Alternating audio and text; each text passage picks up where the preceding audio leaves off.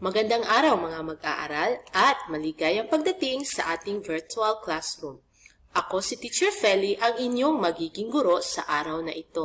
Panibagong araw, panibagong aralin na tiyakong marami kayong matututunan. Handa na ba kayo? Kung gayon, simulan na natin. Hanapin ang mga salitang nagsasaad ng kilos sa bawat pangungusap. Una, maagang nagsaing si ina. Nasaan dito ang salitang nagsasaad ng kilos? Magaling! Ang salitang nagsasaad ng kilos sa pangungusap ay nagsaing. Ikalawa, binuksan ni Lian ang pinto nang marinig niya na may kumatok. Nasaan dito ang mga salitang nagsasaad ng kilos? Magaling! Ang mga salita ay ang binuksan at kumatok.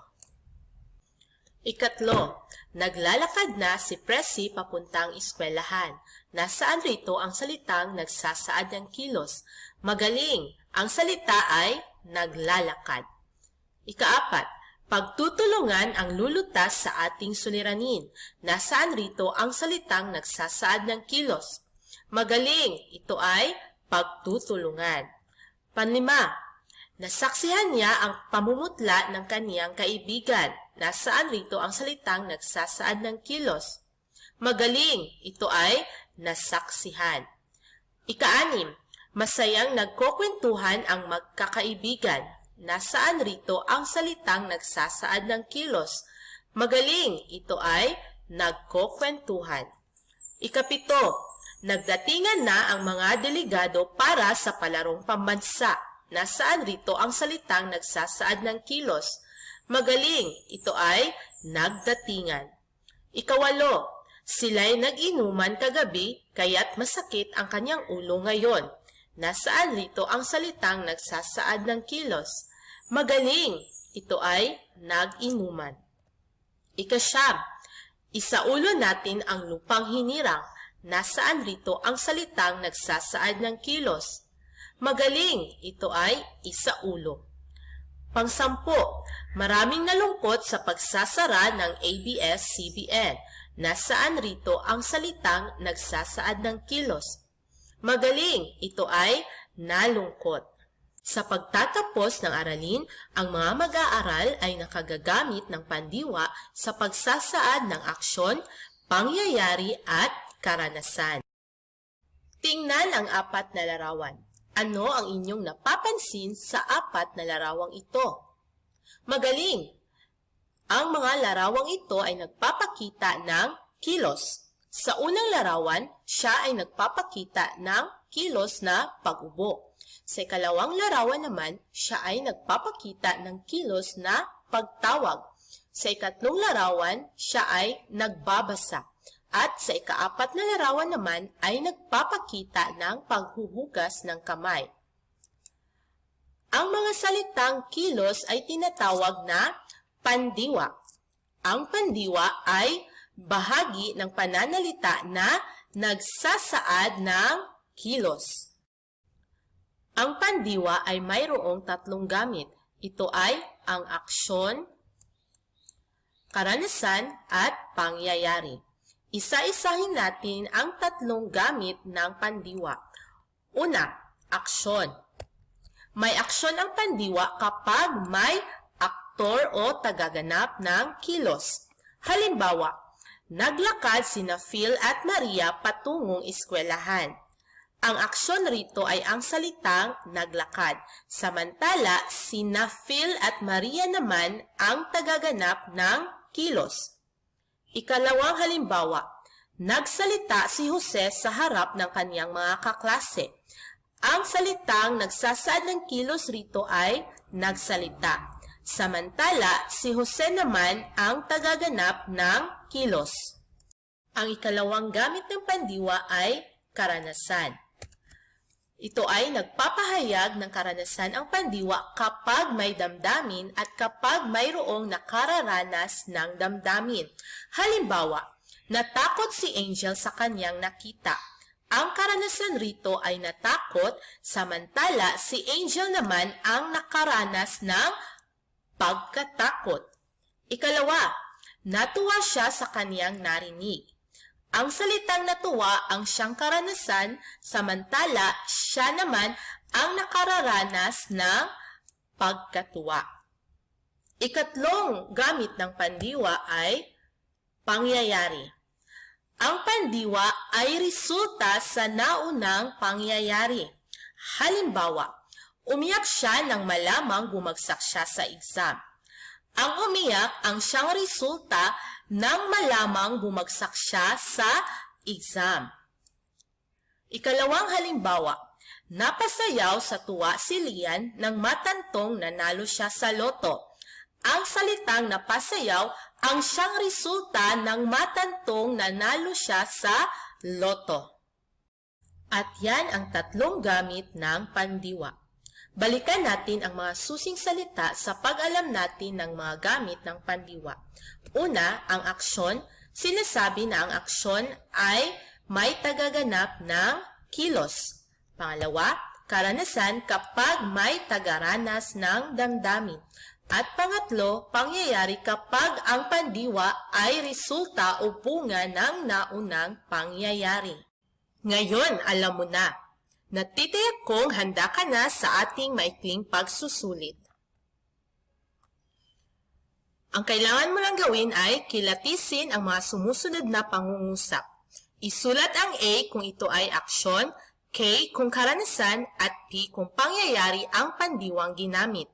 Pagkatapos ay salungguhitan ang pandiwa at bilugan ang tagaganap kung ito ay aksyon, tagaranas kung ito ay karanasan, at bunga kung ito ay pangyayari sa mga sumusunod na pangungusap. Kumuha ng ballpen at papel upang doon ninyo maisulat ang inyong mga kasagutan.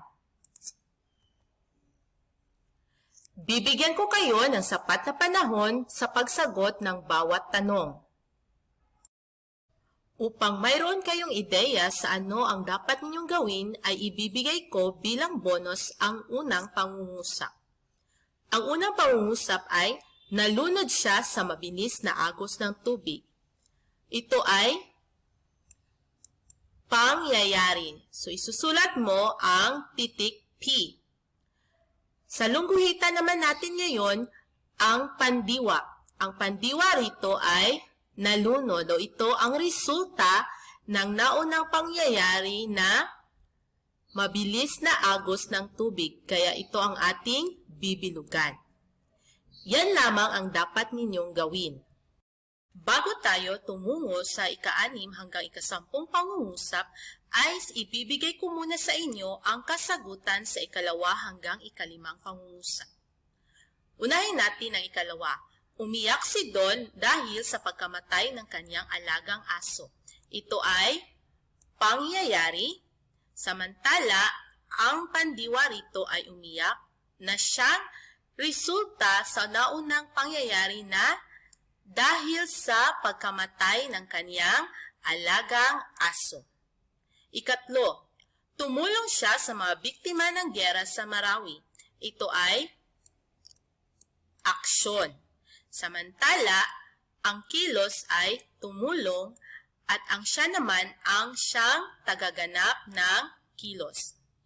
Pang-apat, nag-igib ng tubig mula sa balon si Juan. Ito ay aksyon.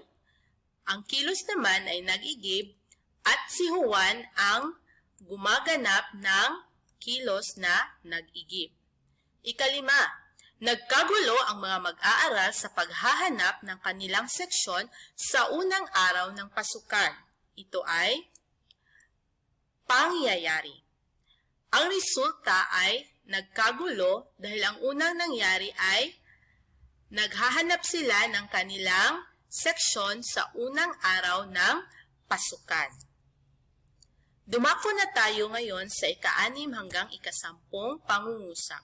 Bibigyan ko rin kayo ng sapat na panahon para masagutan ang mga pangungusap na ito. Natitiyak kong tapos na kayo sa pagsagot sa ika-6 hanggang ika-10 pangungusap. Kaya ngayon ay ibibigay ko na sa inyo ang tamang kasagutan. Unahin natin ang ika-6. Nanakit ang kanyang dibdib sa balitang may ibang babae ang kanyang kasintahan. Ito ay pangyayari. At ang salitang nagsasaad ng resulta ay nanakit ang kanyang dibdib, samantala ang naunang pangyayari naman ay dahil sa balitang may ibang babae ang kanyang kasintahan. Pampito, nairita si Ana sa paulit-ulit na palabas sa telebisyon. Ito ay karanasan. Ang pandiwa rito ay nairita, samantalang si Ana naman ang nakararanas ng pagkairita. Pangwalo, nanibugho siya nang malamang bumagsak siya sa exam. Ito ay pangyayari. Ang salitang nanibugho ang siyang resulta ng unang nangyari na nang malamang bumagsak siya sa exam. Pangsyam, nagluto ang mga guro para sa kanilang feeding program. Ito ay aksyon. Ang salitang nagluto ang siyang kilos, samantala ang mga guro naman ang gumagawa ng kilos na pagluto. Pangsampu, naglabas sa may ilog ang magkapatid. Ito ay aksyon. Ang salitang naglaba ang siyang kilos sa pangungusap, samantala ang naglalaba ay ang magkapatid. Upang mas lalo pang masukat ang inyong natutunan sa ating aralin sa araw na ito, gawin pa ang sumusunod na gawain. Ang kailangan nyo lang gawin ay gamitin sa pangungusap ang sumusunod na larawan. Sundin ang focus ng pandiwa na ibinigay sa bawat bilang.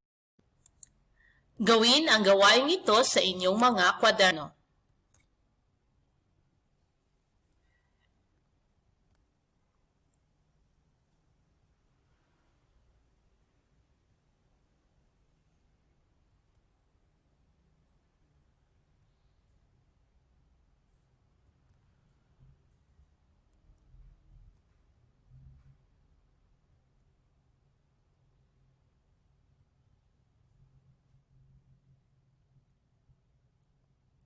Binabati kita.